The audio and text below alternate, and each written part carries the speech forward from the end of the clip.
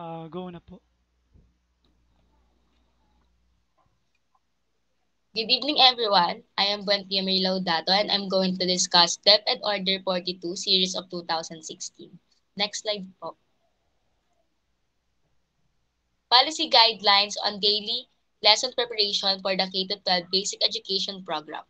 In line with the implementation of Republic Act 10533 or the Enhanced Basic Education Act of 2013, the Department of Education issues the enclosed policy guidelines on daily lesson preparation for the K-12 basic education program. DepEd recognizes na ang instructional planning is essential para sa teaching and learning process.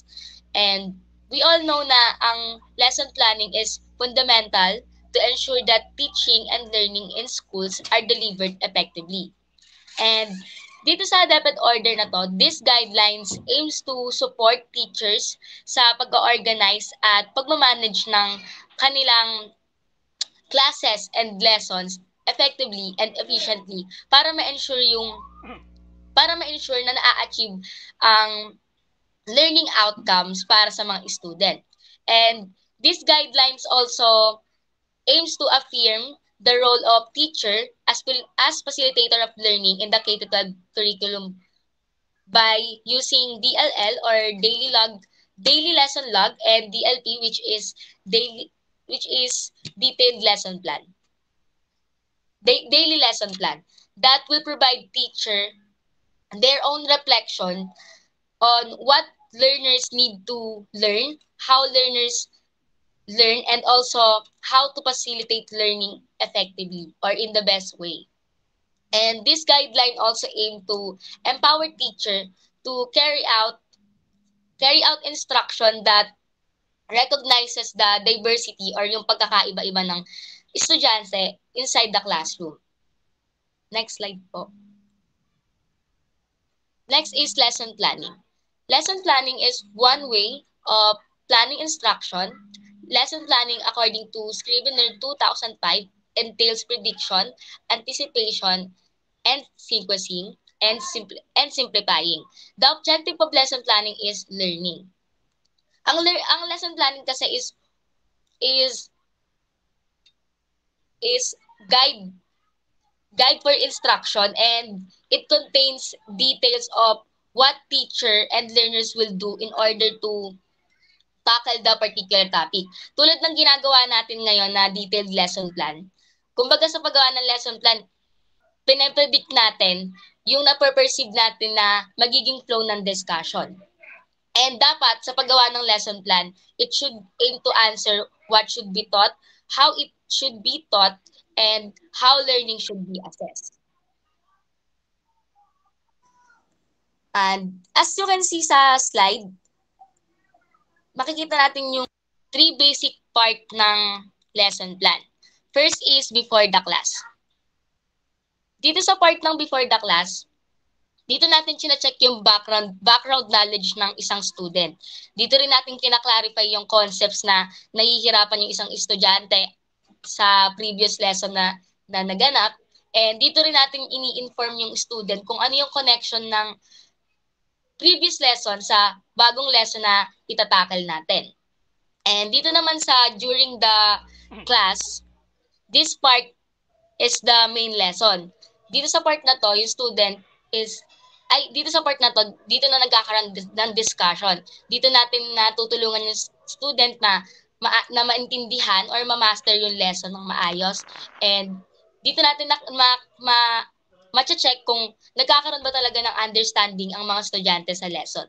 And yung last part ng basic part ng lesson plan is the after the lesson, or also called as wrap up the lesson part. Dito sa part na to, sinasummarize natin yung lesson, and dito tayo nagkakaroon ng assessment para malaman kung talaga bang assessment or reinforcement para malaman kung talaga bang may natututunan or may naiintindihan yung estudyante sa lesson natin. Next slide po.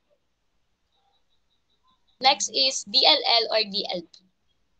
Detailed lesson plan is a template which a template teacher which teacher use to log parts of daily lesson, and it covers week or a day or a week worth of lessons. And yung DLP naman is teacher's roadmap for a lesson, and it contains detailed description of the steps na nagagamitin ng teacher para sa isang particular na topic. That's all po for my report. Thank you.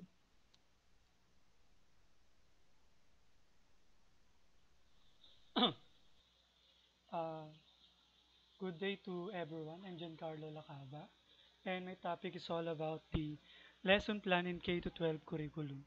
Next slide po. Ayan. Napahapuyawan o na-discuss na po ito ni Miss Laudato, but I will also make or give some description of it po. Ayan. Policy guidelines on daily lesson plan preparation for the K to 12 Basic Education Program, or the DepEd Order number 42 series of 2016. This policy ultimately aims to assist teacher in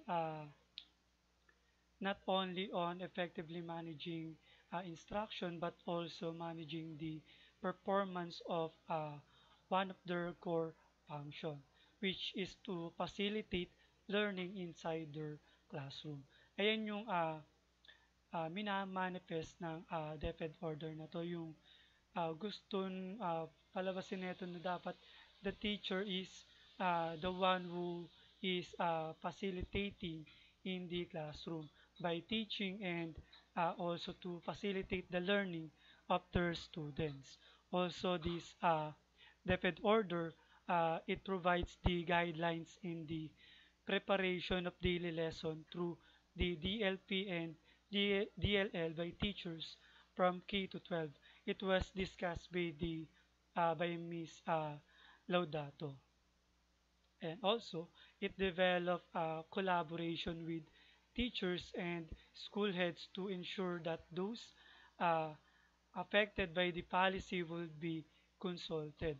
Uh, this DepEd order, kung titignan natin to, dapat in bird's eye view, hindi lang point of view natin na kung saan uh, itong DepEd order na to ay for teacher lang, for policy. Dapat tingnan natin to in a broader uh, point of view, di ba?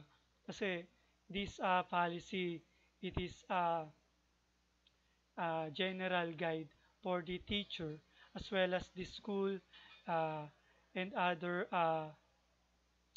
part of the school, like a teacher, school heads, principal, and so on and so forth.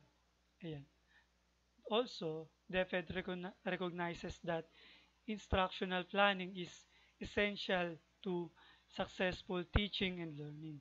Siyempre, bago tayo magturo, as a teacher or future educator, we need to know how to create a instructional planning or teaching planning. Ayun. Kasi it will guide us on uh, or it will preparing us to teach, and how we teach the lesson, or how we teach the lesson effectively in the students for them to have a uh, effective learning experience inside the classroom. Ayan. Next slide po, please. Ayan. Next slide is the Article 4, Section 2 of the Code of Ethics for Professional Teacher. It was adopted in 1997 through Board Resolution number 43 435 by the Board of Professional Teachers. According to this, uh, every teacher shall uphold the highest standard of quality education, shall make the best preparation for the career of teaching, and shall be at his best at all times in the practice of his profession. Ayan, makikita niyo po yung sinabi ko dito po sa picture in the left side of the presentation po is the Article 4, a teacher and the Profession, Section 2. Ayan po.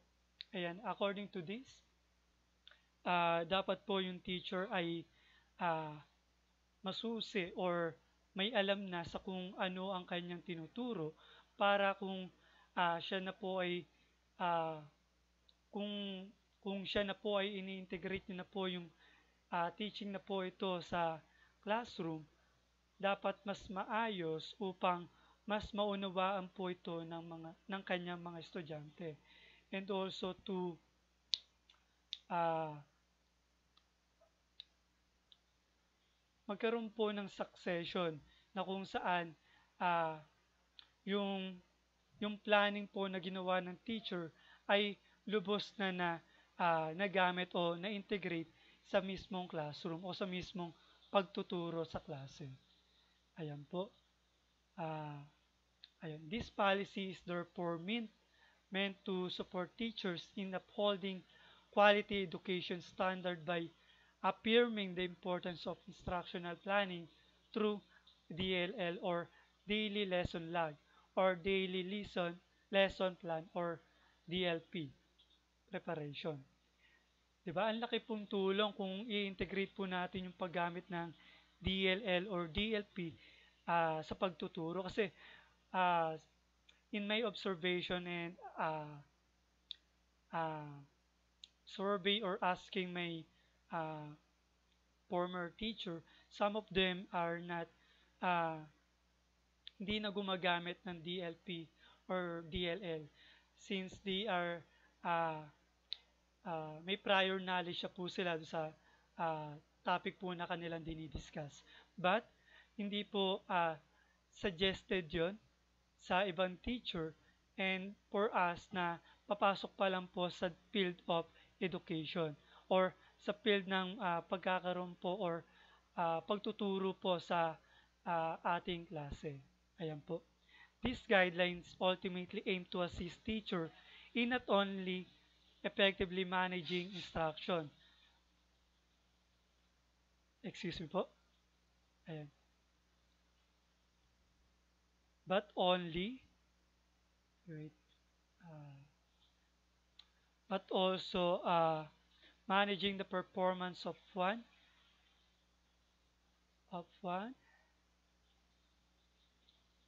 of their core function, which is to facilitate learning inside their classroom. Next slide po, please. Ayan po. Dito po sa slide na to, instructional planning, it is the process of determining what learning opportunities students in school will have by. Ayan. Unang-una na po dito yung A, planning the content of instruction.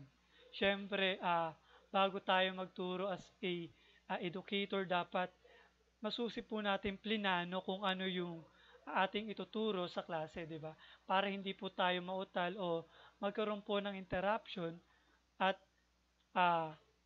ma-deliver po natin ng maayos yung ating tinuturo. Di ba? Ayun po, in letter B, selecting teaching materials.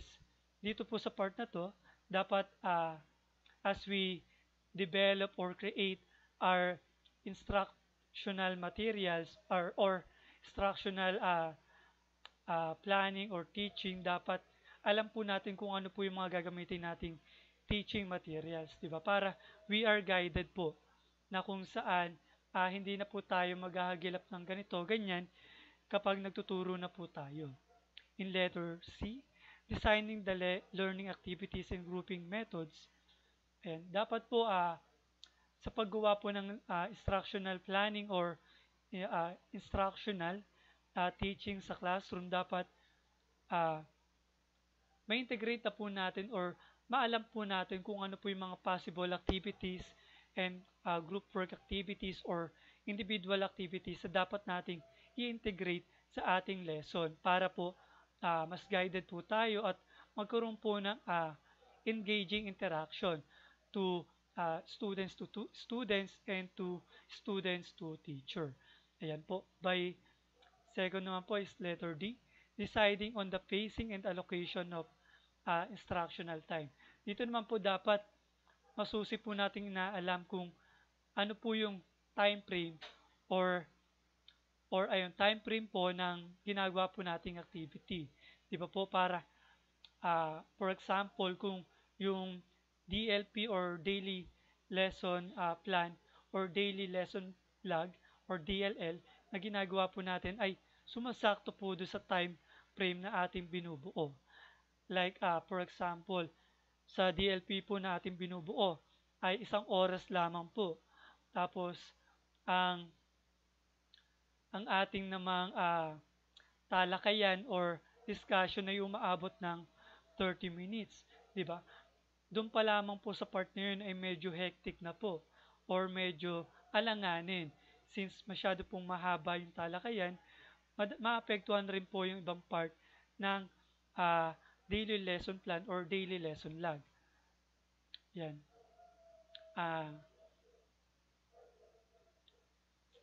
Ayan.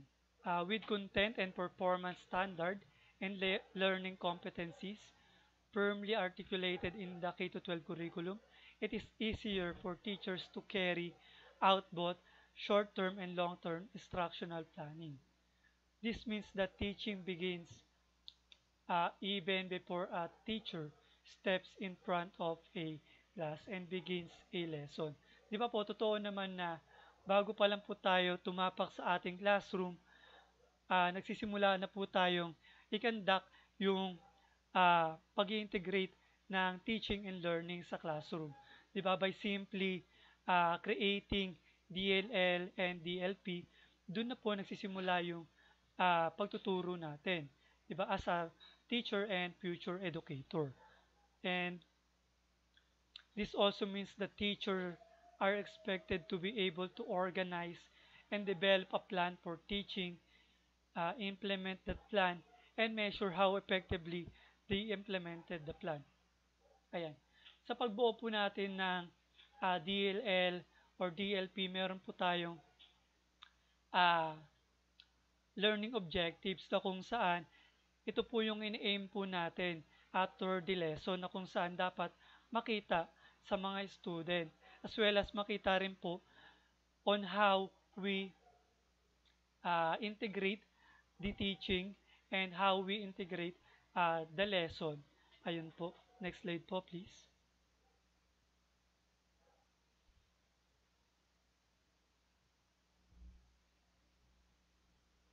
Next slide po. Ayan po. Thank you.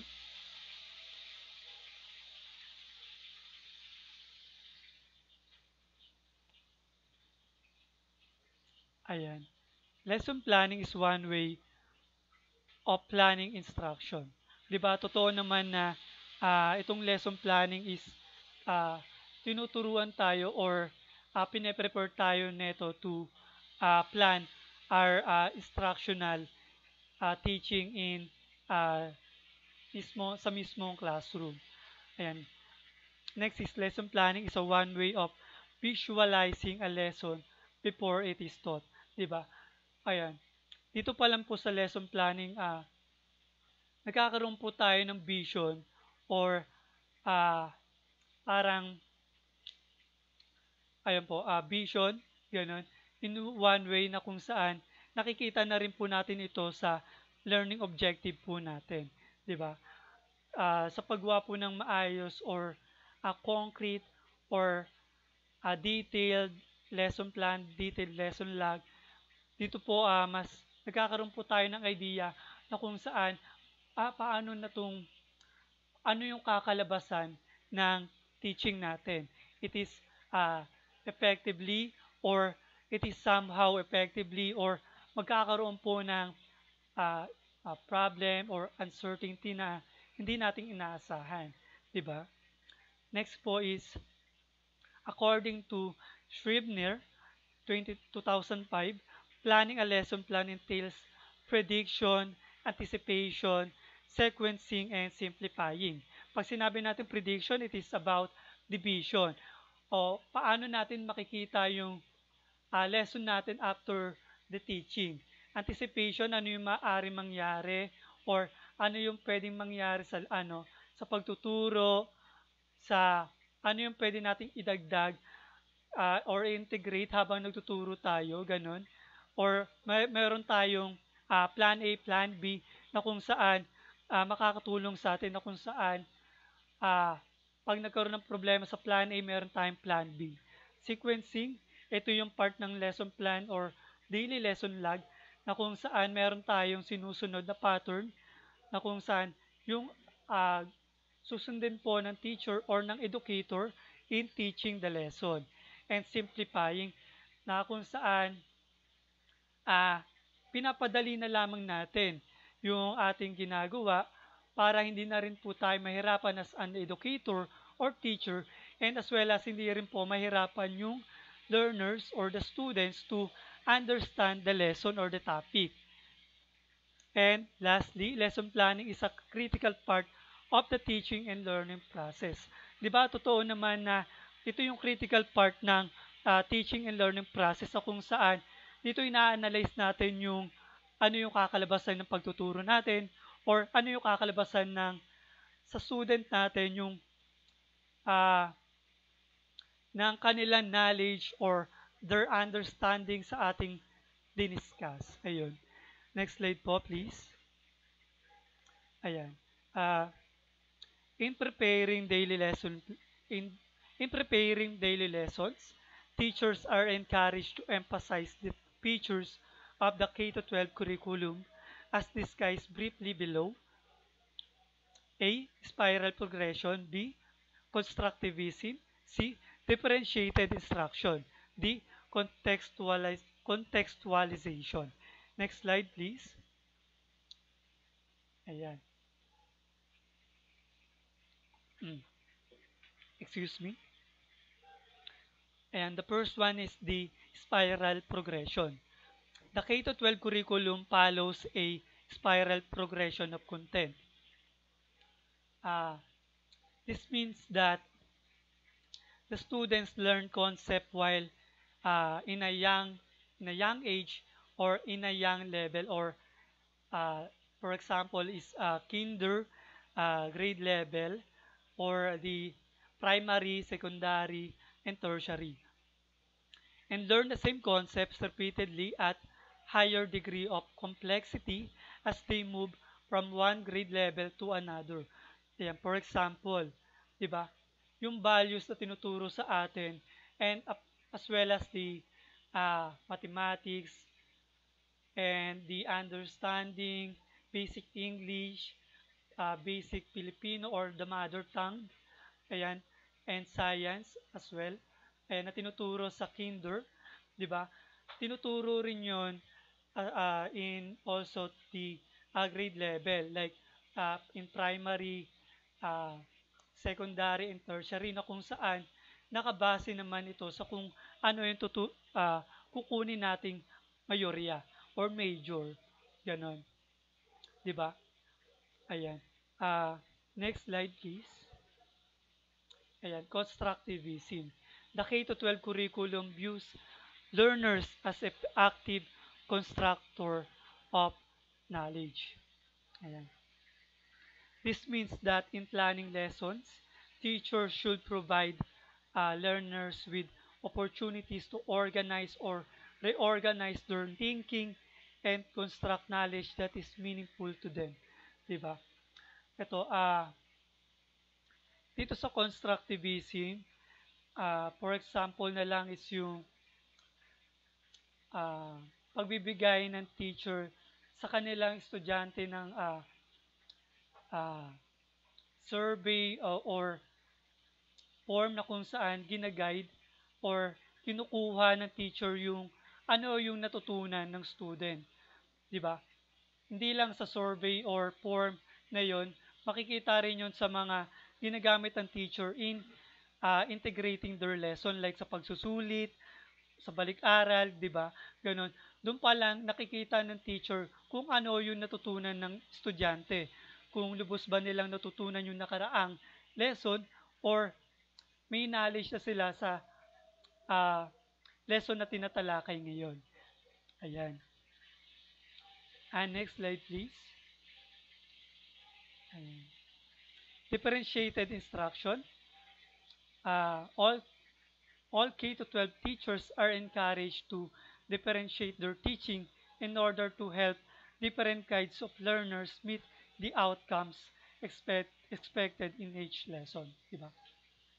Marami tayong learners na merong iba't ibang level of understanding or learning, di ba? Dito sa differentiated instruction, dapat the teachers, the teacher or the educator are flexible na kung saan hindi lang siya nakapokus sa isang student or dun sa group of student na kung saan pinipertain or nakapokus sa isang level of understanding ng isang student. Dapat si teacher ay inaalam din kung ano yung level of understanding ng bawat estudyante para para makasabay din yung iba't ibang learners in a way na gagamit yung teacher ng iba't ibang learning materials or teaching strategy na kung saan pwedeng i-adapt ng different learners. Ayan. Next slide, please. Ayan. Contextualization. Section 5 of Republic Act 10533 or the Enhanced Basic Education Act of 2013 states that the K-12 curriculum shall be learner-centered, inclusive, and developmentally appropriate, relevant, responsive, research-based, culture-sensitive, contextualized, global, and flexible enough to allow schools to localize, indigenize, and enhance the same based on their respective educational and social context. Ayan. K-12 teachers are allowed to use this contextualization or this in the form of or in the policy or in the guidelines of Section 5 of RA 10,533 or the Enhanced Basic Education Act. Dito, since sabi ko nga nung una dun sa differentiated instruction, may mga iba't ibang learners or iba't ibang type of learners sa kung saan dito papasok yung level of their understanding, their culture, or they belong to IPs or the indigenous people. Ayan. Na kung saan pwede nating makasalumuha inside the classroom. Or iba't ibang culture na kung saan they have different language or level of learning the language. Ayan. Dapat si teacher, sabi ko nung una, dapat si teacher ay flexible and he is or she is can adapt to any sort of learners na kung saan si teachers are ready to put the challenge inside the classroom na kung saan hindi niya lang nililimitahan yung kanyang pagtuturo sa isang estudyante lamang, maging hindi siya dapat naglilimita sa kung saan yung kakayanan niya lang at yung nabuo niya lamang na lesson na dinidiscuss sa isang type of individuals or group of individuals. Dapat si teacher ay kayang i-discuss yung kanyang lesson or topic sa iba't ibang level of students with different level of understanding and types. Yun lamang po at salamat. Next naman po ay si Miss Pastor. Good day everyone. For the continuation of our report, I will be discussing the daily lesson log. So, ayon nga sa nabanggit ni Mr. Lacaba na based on the DepEd Order number 42 series of 2016, ang K-12 teachers ay may mahalagang parte or gampanin bilang facilitator ng learning. So, yung K-12 daily lesson log preparation ay part siya ng teacher's core function bilang facilitator ng learning sa loob ng classroom.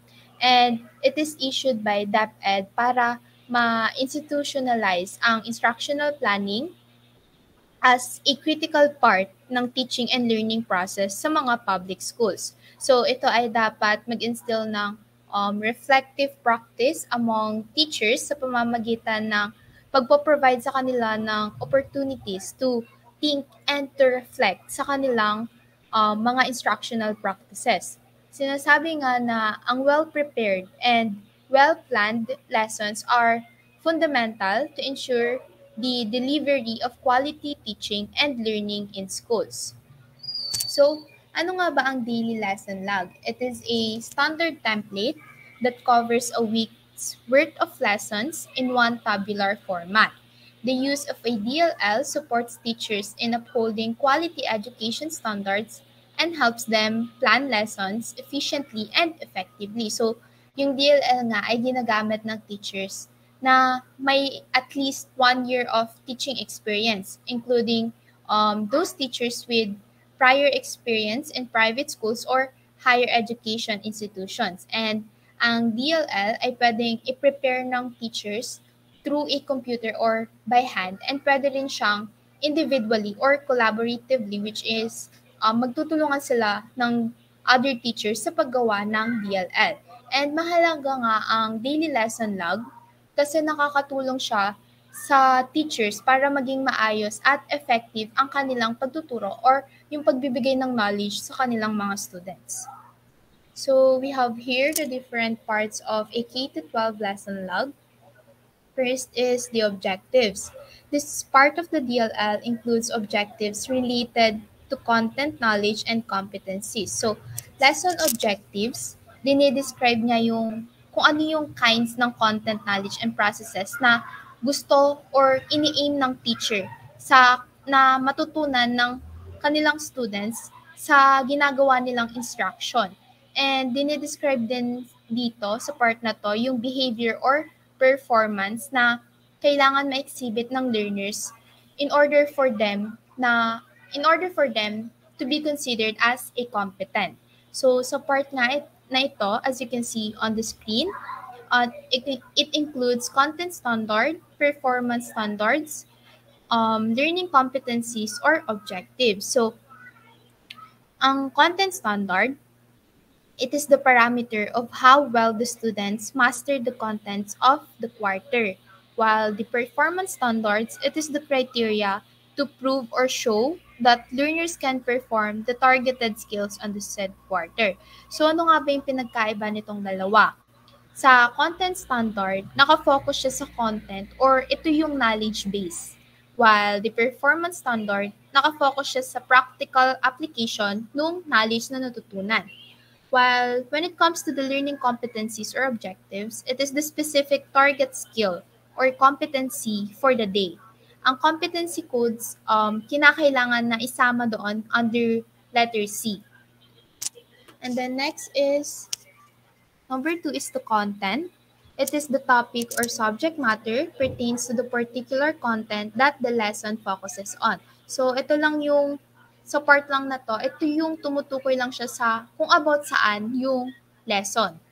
While number 3 is learning resources. This part of the DLL asks teachers to log the references and other learning resources that the teacher will use for the lesson. So, sa part na to, ini-include dito yung specific pages ng teacher's guide, learner's materials, textbook, and additional materials na galing sa Learning Resources Portal. So, yung other learning resources, it refers to the materials such as those that are teacher-made, authentic, and others that is not included in the references.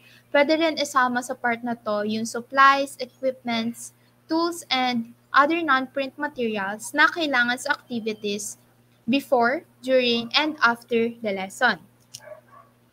Next is the procedure. So, ang part na to is meron din siyang 10 parts. So, the first one is reviewing or revising previous lessons or presenting the new lesson. Letter B, establishing a purpose for the lesson that will motivate the learner to learn the new lesson. Letter C is presenting examples or instances of the new lesson. Letter D, discussing new concepts that leads to the first formative assessment. Letter E, it is the continuation of the discussion of new concepts leading to the second formative assessment that deepens the lessons and shows learners new ways of applying learning.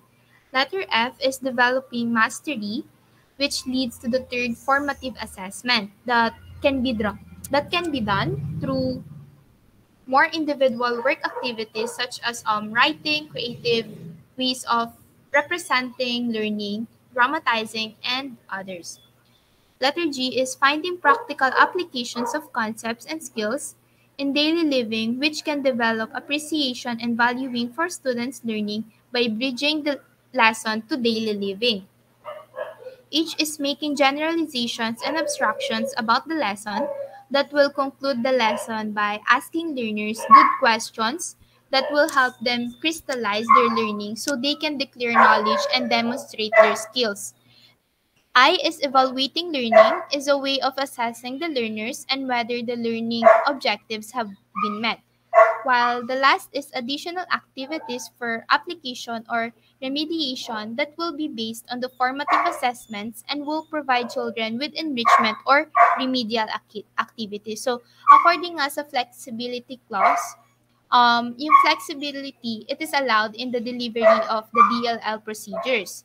Teachers do not need to go through all 10 parts in every lesson. So, yung teachers, kinakailangan na ma-ensure that the procedures of the lessons ay magli-lead sa achievement sa nasabing mga objectives or sa mga nailagay na objectives.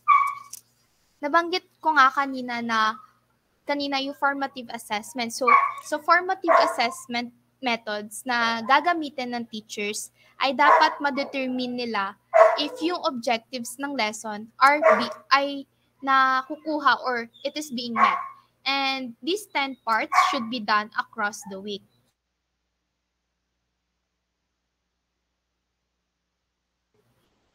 Then, 5 is remarks. This is a part of the DLL in which teachers shall indicate special cases, including but not limited to continuation of lesson plan to the following days in case of reteaching or lack of time, transfer of lesson to the following day in cases of class suspension or etc. So sa part lang na ito, dito yung papasok yung mga comments or annotations ng teacher about sa lesson or sa nangyaring pagtuturo niya.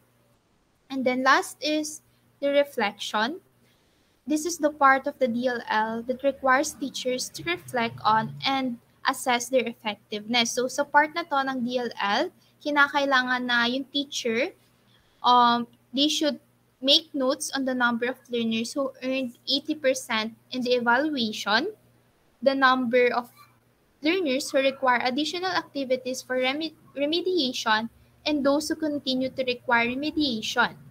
And then also the effectiveness of the remedial lesson, the teaching strategies or methods that work well and why, and the difficulties teachers encounter that their principal or supervisor can help solve. So, yung mga nabanggit ko, it is under the reflection. So, it has 7 other parts or dapat na ma-consider ng teacher.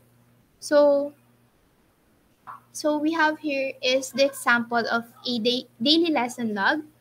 However, putol pala siya. So, ayan. May kita natin na merong 5 days, which is yun yung day na magtuturo yung teacher. And dyan, naka-include na yung mga diniscuss kong parts. So, that's all for our report. And thank you for listening.